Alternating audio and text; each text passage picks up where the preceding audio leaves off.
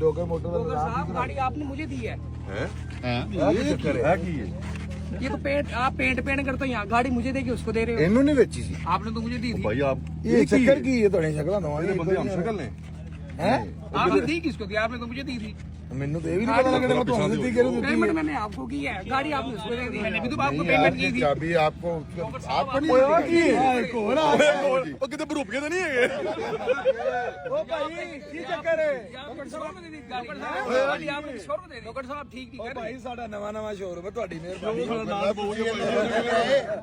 ਸਾਡੇ ਨਾਲ ਇੱਕ ਮੈਨੂੰ ਵੀ ਆਪ ਨਹੀਂ ਸਮਝ ਆ ਰਹੀ ਜੁੱਤੀਆਂ ਵੀ ਕੋਈ ਆ ਕੱਪੜੇ ਇੱਕੋ ਵਰਗੇ ਇਹ ਕੀ ਚੱਕਰ ਹੈ ਖਾਤੇ ਇੱਕੋ ਵਰਗੇ ਸਾਨੂੰ ਇਹ ਪੇਮੈਂਟ ਚੱਕਰ ਤਿੰਨ ਕੀ ਮਿਲਣੀ ਹੈ ਇੱਕ ਮਿਲਣੀ ਵਾਲ ਵੀ ਇੱਕੋ ਵਰਗੇ ਇਹ ਚੱਕਰ ਕੀ ਹੈ ਓਏ ਅੱਲਾ ਦੀ ਕਸਮ ਨਹੀਂ ਕੀਨੀ ਆ ਮੈਨੂੰ ਇਹ ਅੱਲਾ ਦੀ ਕਸਮ ਕੀਨੀ ਆ आपने गाड़ी किसको दी आप बताए।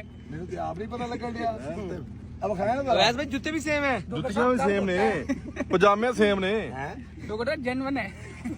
ਇਹ ਕੀ ਚੱਕਰ ਹੈ ਸਾਹਿਬ ਜਿਹਨੇ ਦਵਾਈ ਉਹਦੇ ਕੋਲ ਤਾਂ ਪੁੱਛੋ ਇਹਨੇ ਕਿਹਨੂੰ ਦਿੱਤੀ ਏ ਤੂੰ ਕਿਹਨੂੰ ਦਿੱਤੀ ਇਹਦਾ ਜੋ ਫੈਸਲਾ ਕਰਨਾ ਤੇਰਾ आपका बंदा ही नहीं सही है। ਇਹ ਮੈਂ ਕੀ ਦੱਸਾਂ ਹੁਣ ਮੈਂ ਤੇ ਰਮਾਲ ਵੀ ਕਢਾ ਕੇ ਦੇਖ ਲੈ ਤਿੰਨਾਂ ਦੇ ਇੱਕੋ ਜਿਹੇ ਜੁੱਤੀਆਂ ਸੀ ਨਾ ਓ ਭਾਈ